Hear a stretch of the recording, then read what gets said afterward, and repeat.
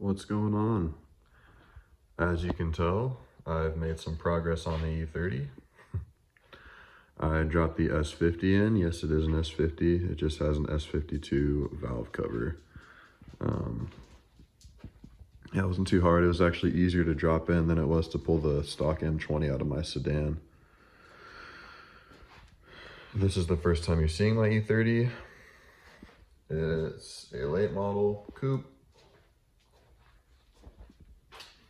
I got it as a completely bare rolling shell, and I've just been building it.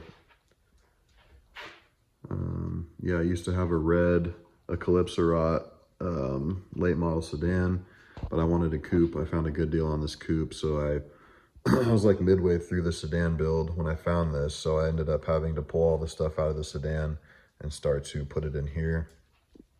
This is much more far along now than my sedan was, so yeah.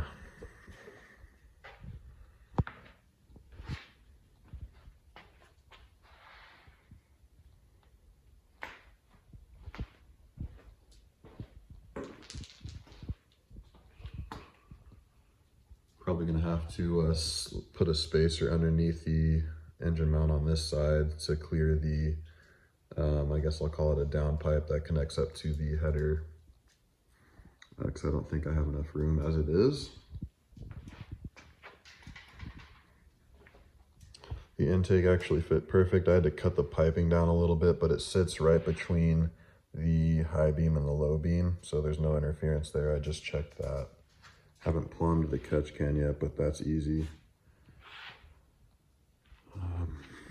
But yeah, so I fired it up for a couple seconds today just to make sure that everything was gonna work correctly, or that it would even turn over.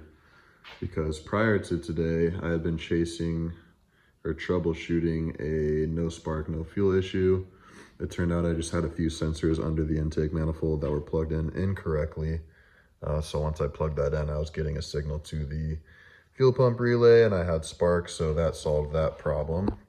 It fired up after about 3 seconds of cranking, sounded really healthy, but I cut it off because I didn't have anything plumbed. All of this that you see up front, I did after the fact, so couldn't run it too long, but it does turn on. It has fuel and spark, and it starts up, so can't complain. Interior is relatively the same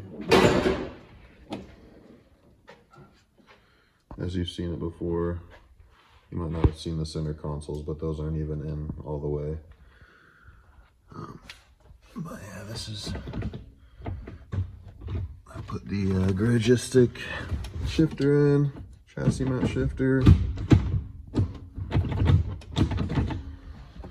So happy with that. This is the Condor shift boot. Yeah, you guys have seen all this already. If this is the first time you're watching my videos, that's the oil pressure gauge. It's a Pro Sport Evo. I guess you could say I built this cluster. I just took a stock cluster, put some gray overlays on it, painted the needles highlighter orange, and put these black chrome rings on them. I think that looks really good. I kept these gray and kept these black just for some contrast.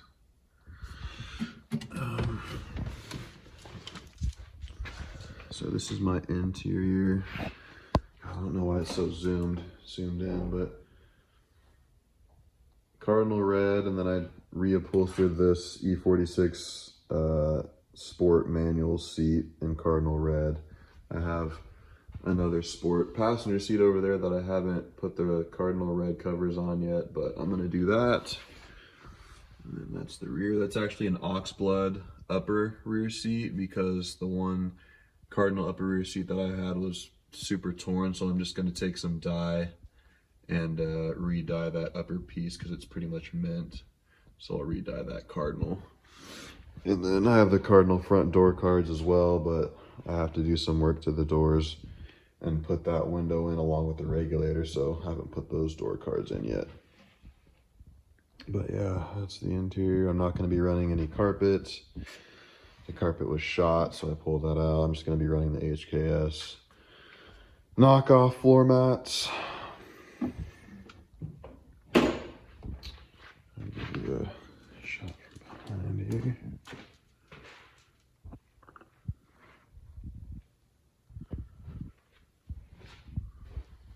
So again, if this is the first time you're seeing my E30 wheel and tire setup, they are 16 by 9 TE37V replicas. It's a Rotogrid V, and the tire is a 245, 45, 16 Toyo R888R. I had a 12, I think it's a 12 millimeter spacer to clear the front caliper. I have over fenders, so it obviously needs them. And I bought the shell like this with the passenger side immaculate, untouched, and the driver's side fenders are all fucked up, so I have no idea what the previous owner did or was attempting to do, but that was not me.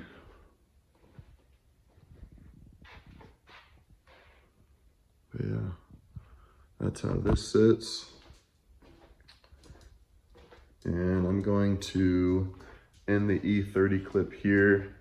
I did a little filming of my E53 5-speed daily that I had been sort of working on. I actually ended up putting a lift, just a spacer lift and some 33s on it. So I'll go ahead and put that clip after this one, and then I'll close out the video here.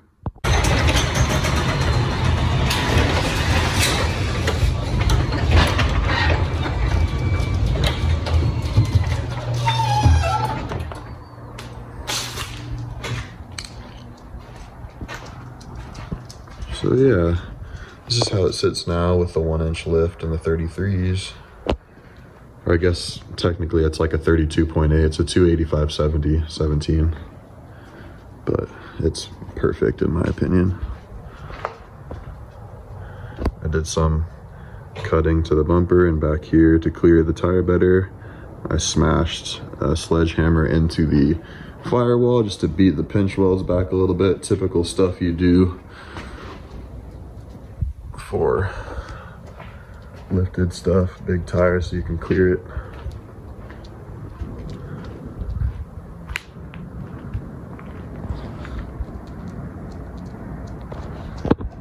Yeah, that's how that's sitting. Just for those who haven't seen it, this is a 5-speed, factory 5-speed. Also have to show one of my favorite pieces. I put the 4.6 IS cluster in there and the M Sport steering wheel.